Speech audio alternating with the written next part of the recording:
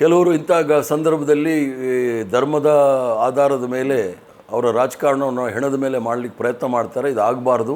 ಘಟನೆ ನಡೆದ ನಂತರ ಸರ್ಕಾರದವರು ಸರ್ವಪಕ್ಷದ ಸಭೆಯನ್ನು ಕರೆದಾಗ ಪ್ರಧಾನಮಂತ್ರಿಗಳು ಆ ಸಭೆಗೆ ಗೈರು ಹಾಜರಿ ಇದೆಯಲ್ಲ, ಅದು ದೇಶಕ್ಕೆ ಮಾಡಿರ್ತಕ್ಕಂಥ ಅವಮಾನ ಅಂಥೇಳಿ ನನ್ನ ಭಾವನೆ. ಇತ್ತೀಚೆಗೆ ನಡೆದಂಥ ಪಹಲ್ಗಾಮ್ ಘಟನೆಯಲ್ಲಿ ಪಾಕಿಸ್ತಾನದ ಹಸ್ತಕ್ಷೇಪ ಇದೆ ಅಂಥೇಳಿ ಭಾಳ ಸ್ಪಷ್ಟವಾಗಿ ಗೊತ್ತಾಗಿರೋ ಸಂದರ್ಭದಲ್ಲಿ ಪಾಕಿಸ್ತಾನದ ಉಗ್ರವಾದಿಗಳ ಬಗ್ಗೆನೂ ತೀವ್ರವಾದ ಕ್ರಮವನ್ನು ಜರುಗಿಸಬೇಕು ಅಂಥೇಳಿ ನಾನು ಕೇಂದ್ರ ಸರ್ಕಾರದಲ್ಲಿ ಒತ್ತಾಯ ಮಾಡ್ತೇನೆ.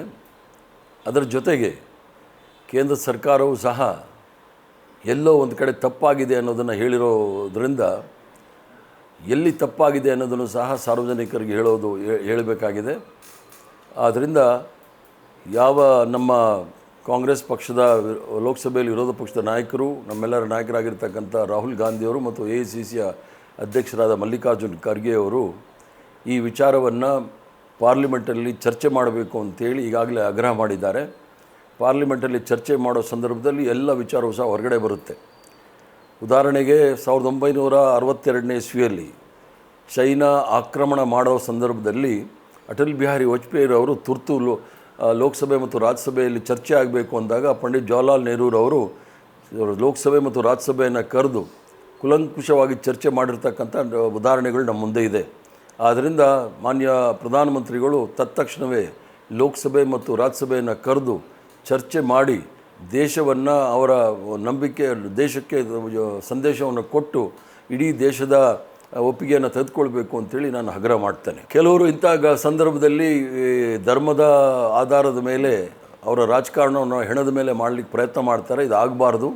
ಅದರಲ್ಲೂ ಸಹ ದಕ್ಷಿಣ ಕನ್ನಡದಲ್ಲಿ ಮೊದಲಿಂದಲೂ ಸಹ ಅದು ಹಿಂದುತ್ವದ ಲ್ಯಾಬೊರೇಟರಿ ಆಗಿದೆ. ಅಲ್ಲಿಗೆ ಅವಕಾಶಗಳು ಕೊಡಬಾರ್ದು ಅಂಥೇಳಿ ನನ್ನ ಒತ್ತಾಯ. ಯಾಕಂದರೆ ಪೊಲೀಸ್ ಅಧಿಕಾರಿಗಳು ತತ್ಕ್ಷಣವೇ ಕ್ರಮ ತೆಗೆದುಕೊಳ್ಬೇಕು. ಮತ್ತು ಈಗಾಗಲೇ ಸುಪ್ರೀಂ ಕೋರ್ಟ್ ನಿರ್ದೇಶನ ಇದೆ, ಯಾರಾದರೂ ಪ್ರಚೋದನಕಾರಿ ಹೇಳಿಕೆಗಳು ಕೊಟ್ಟರೆ ತತ್ಕ್ಷಣವೇ FIR ಮಾಡಬೇಕು ಅಂಥೇಳಿ.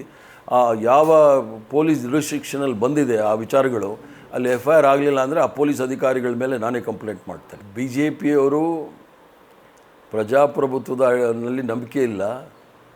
ಆದ್ದರಿಂದ ಸಾರ್ವಜನಿಕ ಸಭೆಯನ್ನು ಅದನ್ನು ಭಂಗಗೊಳಿಸಲಿಕ್ಕೆ ಪ್ರಯತ್ನ ಮಾಡಿದ್ರು. ಆದ್ದರಿಂದ ಅಲ್ಲಿ ಪೊಲೀಸರವರು ಕ್ರಮ ಸರಿಯಾಗಿ ತೆಗೆದುಕೊಳ್ಬೇಕಾಯಿತು, ತಗೊಂಡಿಲ್ಲ. ಮಾಧ್ಯಮಗಳು ಅಥವಾ ಸಾಮಾಜಿಕ ಜಾಲತಾಣದಲ್ಲಿ ಏನೇನಾಗುತ್ತೆ ಅದಾಗಲಿ. ಅದಕ್ಕೋಸ್ಕರವೇ ಲೋಕಸಭೆ ಮತ್ತು ರಾಜ್ಯಸಭೆಯಲ್ಲಿ ಚರ್ಚೆ ಆಗುವ ಸಂದರ್ಭದಲ್ಲಿ ಇವೆಲ್ಲವೂ ಸಹ ಹೊರಗಡೆ ಬರುತ್ತೆ. ಆದ್ದರಿಂದ ಚರ್ಚೆ ಅಲ್ಲಾಗಬೇಕಾಗಿದೆ.